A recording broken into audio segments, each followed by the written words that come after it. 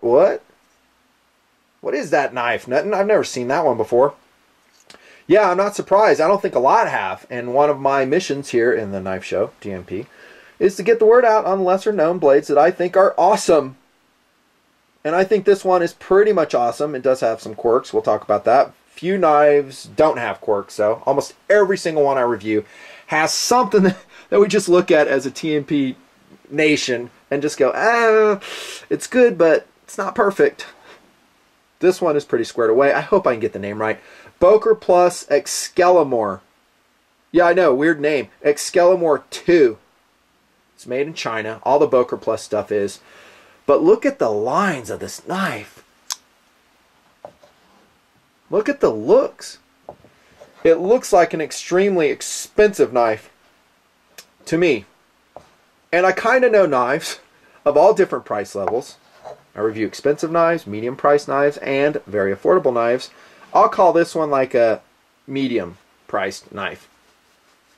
I should call this the Skeletor knife. That's what I'm going to call it. The real name is Exskelimoor.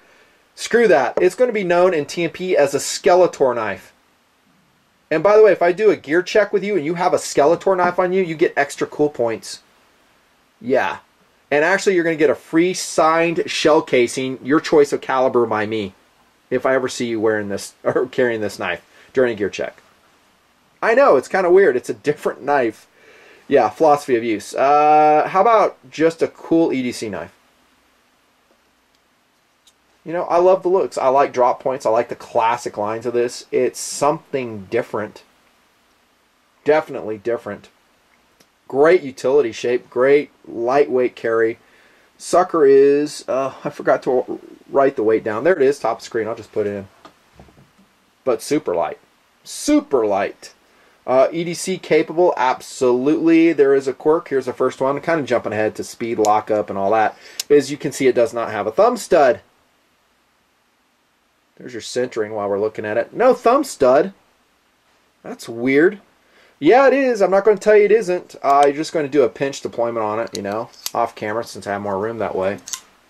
Kind of like that. Yeah, would I prefer to have a thumb stud? Absolutely. A lot of times we can't get what we want in the world, right? Collectible in the sense that it's something different, new? Yeah, absolutely. Gift item? Absolutely. How about tactical blade? Absolutely not. Car comes to a skidding halt. No, obviously it's too small, no traction, whatever, all that other stuff I always talk about. Look at the finish on this blade, by the way. Mirror polished. I mean, for the price point, that is an exceptional finish for the Skeletor knife. What's it say right there? Oh, it says Skeletor. I'm kidding. That's a designer. Sorry, don't know him.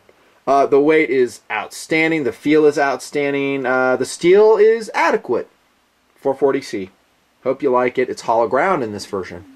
Again, mirror polished. 440C is what it is. I've seen some Boker knives that are difficult to sharpen in 440C. I did not sharpen this one, so I don't have that data for you. So sorry.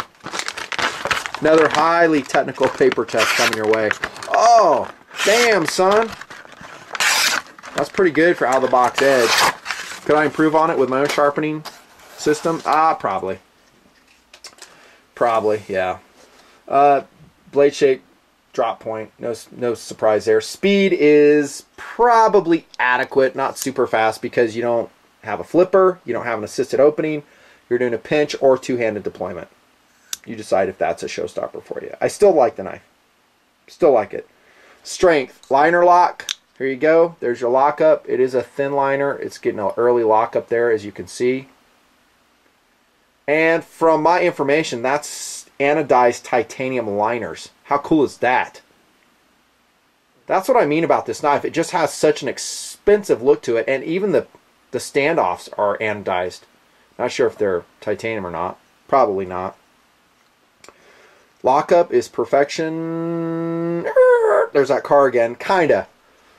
I say kind of because it's got a proprietary pivot screw on it, which looks cool, but if it ever loosens up, how are you going to tighten that? I don't know. That's going to be hard to do, dude. Yeah, that's what I say. There is a very slight movement there. It's almost undetectable, though. And up and down is just perfection. The handle, by the way, is bog oak. They harvest it where they make moonshine, apparently, is what they said in the Boker catalog. I just made that up. I'm just kidding. Swamp oak is what we'll call it on the Skeletor knife. Swamp oak. I just love that blue titanium liner, by the way. Just getting distracted again. Sharp corners on the handle, though. Sharp corners. You could sand those easily, though. Just pop the clip off, use some 400 grit, come around, radius it if it bugged you. Would you do nothing? Yeah, I would. If I'm carrying this day to day, I would. Ergonomics are pretty good. I wish this jimping, which you can see on the base of the blade there, extended out because it's awesome. Yeah, I'd like to run it all the way out here, but at least there's something. Yeah, other than the sharp edges, the ergos are actually pretty styling, I would say, and that takes as a clip. Well, first, it's repositionable, as you see, to tip up or tip down. I have it in God's intended orientation, that is tip up. Also, anodized clip, medium carry. You'll have about that much protruding out. Nice clip, actually. Really nice clip. Durability. I think of this kind of as a gentleman's folder. And durability's fine. That liner lock, you know, you're not going to be freaking batoning with it, right? I think the price is around 50 bucks for this. I've had it in a project for a freak. Finally getting around the review. Year and a half so far. And that will take us to competitive options. Should I do it? I'm not too sure. No, I'm not going to do it. Because, one, I didn't prepare for it. And I have a box full of other knives that are going to go to another video. So I don't want to, like, do the same competitive options. That's so played, it's not even funny. But for $50, you can get some really cool knives. You guys know that.